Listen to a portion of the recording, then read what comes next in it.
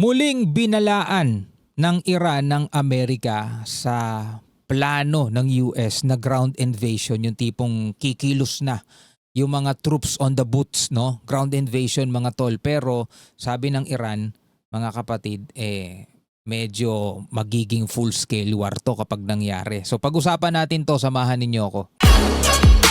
Audio Jungle.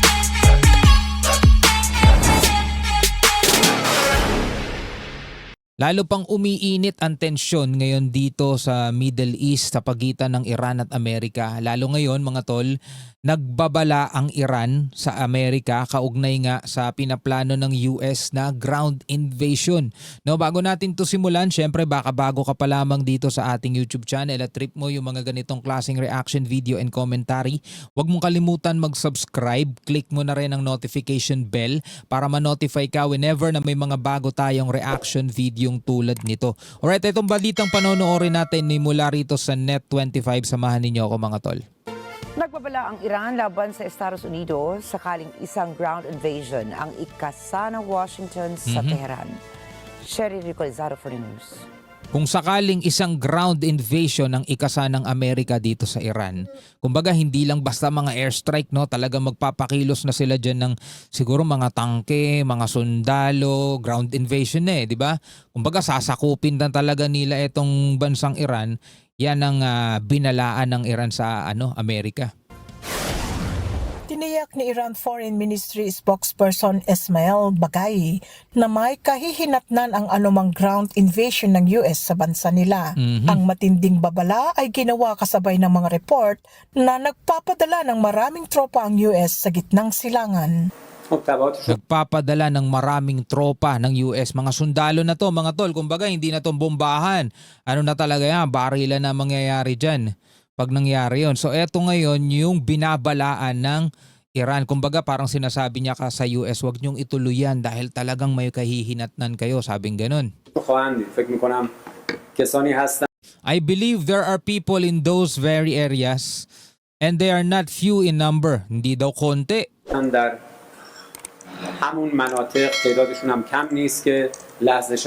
Who are counting the moments until they can welcome them. Nanawagan si Bagay sa International Atomic Energy Agency na kondenahin ang anyay pag-atake ng US sa Iranian Darkovane nuclear facility. Anya, tahasang paglabag ito sa lahat ng prinsipyo at tuntunin ng pandaigdigang batas kaugnay ng nuclear non-proliferation. As a party to the NPT, Iran expects the IAEA Board of Governors ایران به عنوان عضو NPT انتظار داره که شورای حکام آژانس شخص مدیر کل آژانس که as well as the agency's Director General who from time to time issues political statement regarding هر از گاهی بیانیه‌های سیاسی در رابطه با موضوع هسته ایران میده در اینجا موضع Iran's nuclear program to state his position clearly by explicitly condemning the United States crime. Dahil nga dun sa ginawa ng Amerikang pag-atake doon sa nuclear facility ng Iran. Pero sabi naman nung IAEA, wala naman silang na-detect na radiation kasi nga parang wala pang nuclear substance doon sa lugar na yun. Kasi bago pa lang, di ba? Inaayos pa lang. Kaso pinasabog na nga ng Amerika yun dito sa mga nakaraang strikes nila dito sa Iran. So wala pang radiation na nangyari.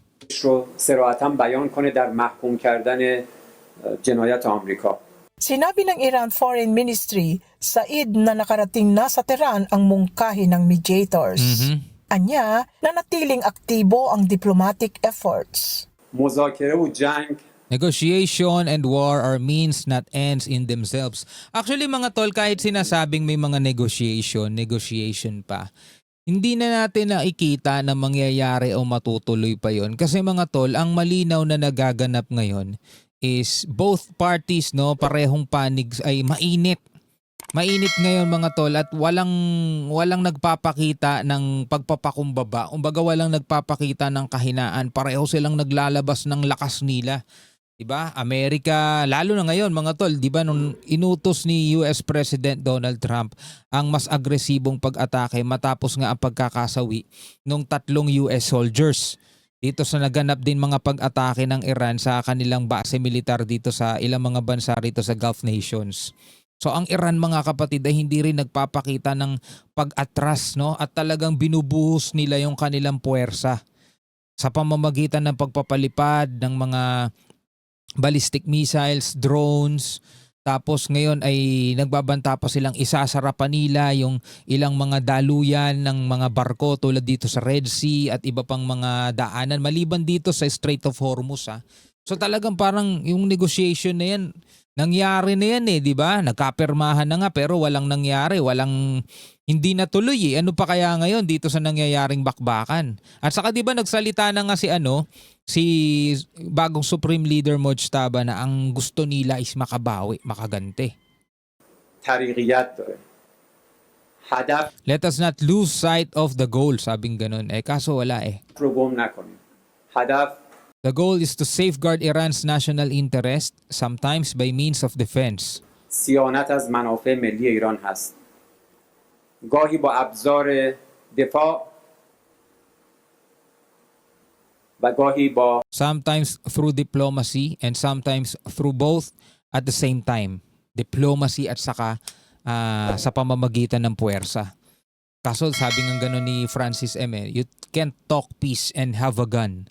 Hindi ka pwedeng makipag-usap ng kapayapaan tapos nagpapakawala ka ng mga missile, di ba? Both parties yun, hindi lang sa Iran, mga tol, ganun din sa Amerika. Hindi nila pwedeng sabihin na ikipagnegosasyon sila pero wala naman tigil yung pagbomba nila sa mga pasilidad ng Iran. Tapos hindi rin naman pwedeng sabihin ng Iran na willing sila makapag-negotiate habang patuloy din naman silang umaatake, di ba? Ang problema, walang nagpapakumbaba sa kanila, walang nagpapakita ng kahinaan, pareho silang nagpapakita ng lakas. دیپلماسی و گاهی همزمان هر دو.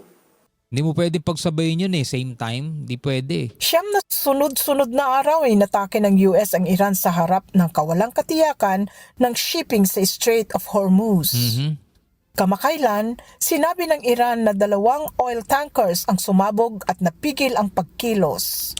At ayon sa Islamic Revolutionary Guard Corps, pinuntirya nila ang US aircraft sa Aqaba Airport sa Jordan gamit ang ballistic missiles. At dahil nga doon mga tol ay tumaas na naman ang presyo ng gasolina. Ewan ko kung updated na dyan sa lugar nyo dito sa lugar namin nagtaas na naman. Gayun din ang US military assets and equipment sa Al-Adiri Camp and Ali El Salem Air Base sa Kuwait at Syria. Cherry Recolisado, Yan, tulad nga nung sinasabi natin mga tol, 'di ba? Ay tila ba hindi tila ba mukhang wala na talagang magaganap pang peace dito sa lugar na 'yan. Ang Israel nagbabala na rin dahil patuloy ang pag-atake din ng Iran dun sa mga Gulf nations tulad ng Jordan. Nangangamba ang Israel na baka madamay sila at ang Israel ay nagbabala na sinabing kapag nagkaroon ng spillover, diba, umabot sa kanilang teritoryo yung mga pag-atake ng Iran ay wala na daw palipaliwanag pa, wala nang question pa. Gaganti sila at magsasagawa sila, maglulunsad sila ng mga pag-atake dito sa Iran na nangangahulugan ng hindi pahina kundi mas palawak at mas papalakas pang tensyon na nagaganap dito. At syempre kahit malayo tayo dyan, kahit na hindi natin ramdam yung impact ng mga sabog at mga missile dyan, is nararamdaman naman natin yung bunga. Nararamdaman natin yung epekto niyan sa world market, diba? Sa pamamagitan ng pagtaas ng langis. At pag nangyayari yun mga tol, naaapektuhan na rin yung iba pang mga presyo ng bilihin. Do kahit papano is nakokontrol, nakakagawa ang gobyerno ng pagkontrol para hindi agad-agaran tumaas ang presyo ng mga bilihin. Pero sooner or later, kapag hindi talaga natigil to at mas lalo pang lumala at dumami pa yung mga bansang involved dyan, talagang mas mararamdaman na natin yan dito sa Pilipinas. Pero sana ay magkaroon na rin talaga ng kapayapaan kahit na parang malabo pa ngayon. Hindi natin nakikita kung paano mangyayari yun. Pero yun pa rin ang wish natin, yun pa rin ang hiling natin na sana magkaroon ng kapayapaan dyan. At sana hindi mangyari dito sa ating rehiyon kung ano man nangyayari dyan. Kasi alam nyo naman ngayon, mainit din ngayon ang sagupaan natin dito sa China. Lalo nang may panibagong insidente na namang naganap dito sa May Ayungin Shoal kung saan nagkapaluan mga tol ang AFP at mga China Coast Guard. Ay naku po, grabe nangyayari ngayon sa ating daigdig 2026 mga tol, mula no February 28 at hanggang ngayon ano na, July 2022 mga tol, July 22, 2026. Diba, tuloy-tuloy ang mga kaguluhang nababalitaan natin. Alright, bilang mga Pilipino, ano ang iyong masasabi tungkol dito? Pwede ka magbigay ng iyong komentaryo at reaksyon sa comment section sa ibaba. Hanggang sa muli, peace out.